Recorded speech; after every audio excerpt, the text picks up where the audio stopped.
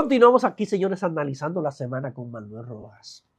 Y el tema del estrecho de Hormuz, señores, es el tema obligado. Ha sido el tema en los últimos días en el mundo entero. Entonces, Islamabad es el escenario, está todo preparado. Y el viernes en la mañana se dio un evento muy grato. Y es que Seyed Abbas Araghchi, canciller de Irán, después que Donald Trump había anunciado de que tenían ya sobre la mesa prácticamente una fecha para las reuniones de las comisiones de Estados Unidos e Irán a realizarse en Islamabad, Pakistán. Entonces, Seyed Abbas Araghchi publicó en su cuenta de X la apertura del estrecho de Hormuz. Una de las exigencias que hacía Donald Trump desde el principio, cuando se habló de que iba a haber un alto al fuego y que en primera fase Irán no temperó, lo que dijo fue que iba a cobrar un peaje y que todo el mundo tenía que ir a cantearse, a pagar para pasar por el estrecho. La respuesta de Donald Trump fue militarizar ya la salida después del estrecho, mar adentro, para entonces procurar que las embarcaciones que salían de los puertos de Irán fueran devueltos. Eso produjo un malestar. La economía iraní sintió de inmediato esta situación, porque entonces los compradores del petróleo iraní no podían entrar ni podían salir. Entonces, Estados Unidos dijo, yo le voy a permitir a que las embarcaciones de otro tipo, que no tengan que ver con compras a Irán ni petroleros, que vayan a Irán, salgan. Entonces, Irán cerró el estrecho y Estados Unidos cerró más hacia afuera, lo que provocó un quiebre en los ingresos en la economía iraní por concepto de petróleo, que es el rubro que más ingresos le aporta a la nación persa. Entonces, el viernes tempranito, hora de República Dominicana, hay que recordar que el uso horario de Medio Oriente son varias horas más que República Dominicana. Hora 8, rondando las 8 de la mañana de República Dominicana el viernes, Abbas Araghchi colgó en su cuenta que el estrecho de Hormuz estaba abierto. ¡Wow! ¡Voilà! Esa noticia, esa simple noticia, produjo de inmediato que los precios del petróleo, en cuestiones de media hora, en cuestiones de 15 minutos, desde que se hizo ese anuncio y que comenzó a ser colgada en la mayoría de los medios internacionales, Al Jazeera, The New York Times, CNN, en fin, la prensa con alcance mundial, el precio del petróleo, que en el momento del anuncio rondaba los $94 el barril. Por ejemplo, el West de Texas, que es la referencia para la República Dominicana, se desplomó hasta el 81, 83, porque los precios oscilan y cuando hay nerviosismo oscilan hacia la alza, pero cuando comienzan a devolverse los niveles de confianza, oscilan nueva vez, pero entonces hacia la baja. Pero otro elemento súper positivo es que el Dow Jones, que en el momento que comenzó este conflicto rondaba los 51,000 puntos, por primera vez números astronómicos, récord, se había desplomado hasta los 46,000 puntos en el medio más álgido del conflicto. antes del anuncio de la publicación de Abbas Arachi, estaban en los 48.000 puntos. Inmediatamente, en 47.800 puntos, inmediatamente se hizo el anuncio de Abbas Arachi, el Dow Jones se disparó 900 puntos, subiéndose a alcanzar hasta 49.500 puntos en cuestiones de minutos. Y esos son eventos que, bueno, esa es la especialidad de lo que hacen los corredores de Wall Street, esa es su especialidad. Pero son casos de estudio de que simplemente con una declaración, señores, con una simple declaración de una persona desconocida prácticamente para la mayoría del mundo, el canciller de Irán, Abbas Arachi, hizo una publicación y eso creó una reacción en cadena. Mientras tanto, señores, en la República Dominicana se frizaron los precios de los combustibles y más que algún genio saldrá a decir, ¿y por qué no bajaron los precios de los combustibles? O ¿por qué el subsidio se habla de esos montos? El monto del subsidio desde el viernes, desde este viernes que pasó hasta el próximo viernes, que son los días que se fijan los precios de los combustibles, el monto del subsidio total son 1.800 millones de pesos. Se congelaron todos los combustibles. ¿Y te dirá por qué? Bueno, una razón muy sencilla. La fecha, el día que se toma para referencia, según la ley de los combustibles de la República Dominicana, el día que se toman los precios de referencia es el martes. Y el martes, este martes pasado, el precio del West de Texas, precio de petróleo de referencia para la República Dominicana, cerró en los $96 el barril. Por lo tanto, el precio que usted tiene que tomar de referencia no fue a como terminó, a como cerraron los mercados internacionales el viernes, después de esos desplomes que se produjeron después de la publicación de Abbas Arachi. Es el precio del martes. Con ese nuevo monto de 1.800 millones de pesos que dispuso el gobierno, que si hubiese aplicado, y yo creo que la gente no lo iba a ver bien porque como se desplomó el precio el viernes, el anuncio del presidente el presidente Luis Abinader lo hizo el jueves en la reunión con los sectores productivos en el Palacio, de que se iban a frizar los precios. Si se hubiese anunciado el viernes un aumento, aunque hubiese sido de 5 pesos por galón, la gente, el pueblo dominicano, quizás lo iba a ver mal, porque la mayoría de la gente no entiende que los precios que se toman de referencia es el martes. Y la gente lo que iba a ver es, se desplomaron los precios el viernes. ¿Y qué pasó?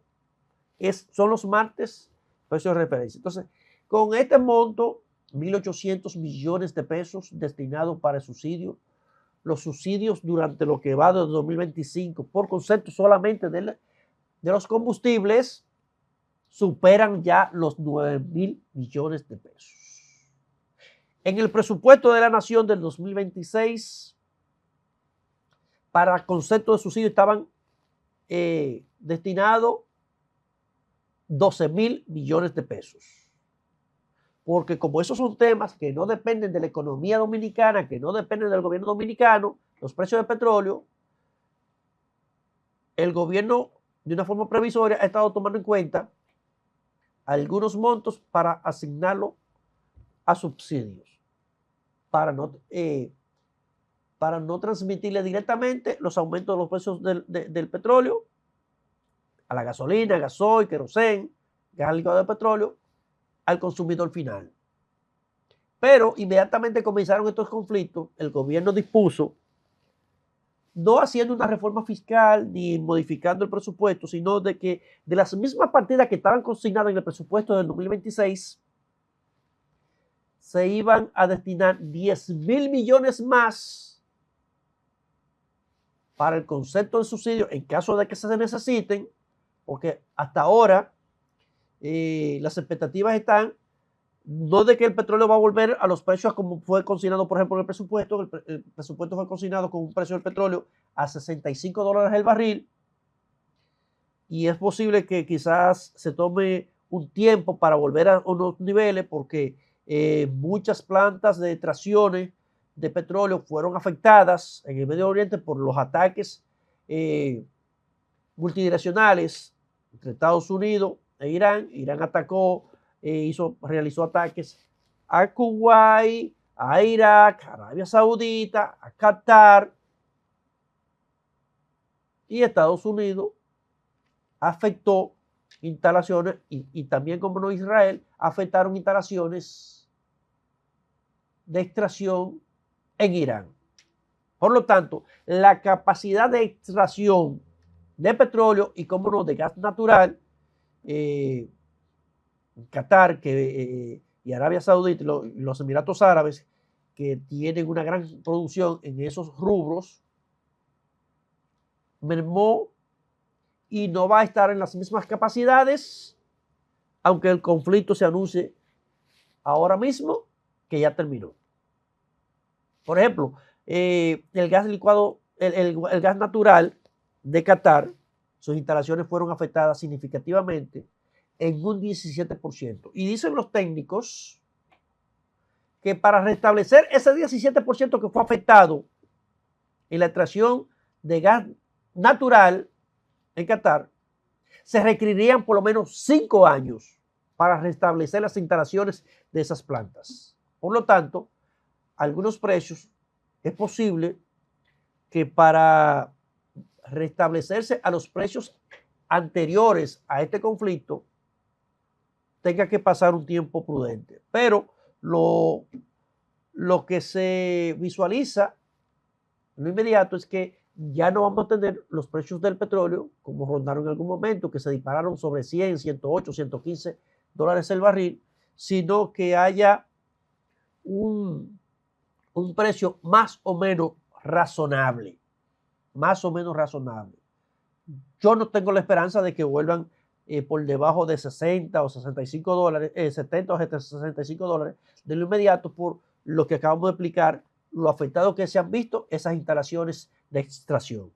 Ahora bien, sobre los puntos, las exigencias que han hecho durante este conflicto, tanto Estados Unidos como Irán, una de las exigencias que ha puesto Irán, y que yo lo dije desde el principio, cuando hablaban de las sanciones y liberar algunas incautaciones que se han hecho sobre activos iraníes, es de que se liberen alrededor de 20,000 millones de dólares que fueron congelados, que fueron frisados en cuentas internacionales de Irán después de las sanciones. Hay que recordarle o decirle a quien no lo sabe que Irán es la nación con más sanciones a niveles mundiales.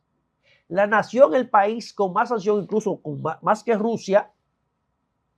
Irán es el país que más sanciones ha acumulado, porque este régimen de los ayatolá, 47 años, desde 1979, desde su inicio, desde su arribo, su ascenso al poder, ha cometido muchísimas violaciones en todos los órdenes: acuerdos internacionales, los derechos humanos, en fin.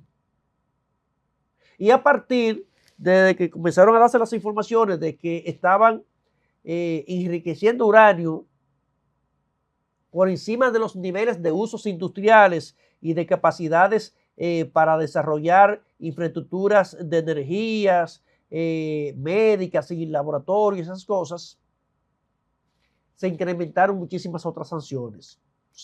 Irán es el país con más sanciones, y una de las exigencias que parte de la directiva de Irán, por eso Donald Trump exigía que si se va a una mesa de negociaciones nuevamente, esas negociaciones tendrían que contar con la aprobación del ejército, de la dirección del ejército de la República Islámica de Irán.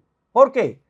Porque desde que comenzó el conflicto, el primer eliminado fue Ali Khamenei, pero junto con él fueron eliminados los miembros de la inteligencia, del ejército, de todos los organismos policiales, de la policía, de la moral, en fin. Y hubo una sucesión de las personas que están al frente de la cosa pública en Irán. Una de las exigencias de Trump para estos diálogos es que el ejército de la República de Irán islamita tenga que dar la aprobación, porque de lo contrario, el presidente del Congreso, del Parlamento, dice, llegamos a un acuerdo, el canciller dice, llegamos a un acuerdo, pero si la parte armada dice, no hay acuerdo, entonces el conflicto va a seguir. Así que noticias de fin de semana, en cierto sentido, agradables a los oídos de la economía mundial, porque hay esperanzas de que este conflicto termine, el estrecho de Hormuz se abra de forma definitiva y con eso, pues, los precios del petróleo comiencen a disminuir, el precio del gas natural disminuya, se estabilice y que entonces la humanidad tenga otros niveles de preocupación y que no tenga que tener una preocupación por un evento bélico, que en el caso nuestro estamos a más de 10.000 kilómetros, pero que sin embargo los dominicanos y el gobierno han visto impactado de manera negativa los flujos de los recursos. Nosotros hemos llegado al final. A ustedes gracias por la sintonía. El domingo, a partir de las 8 de la noche, estaremos aquí en Megavisión, Canal 2, en otra entrega de su programa Analizando la Semana como de Roja. Gracias y buenos días.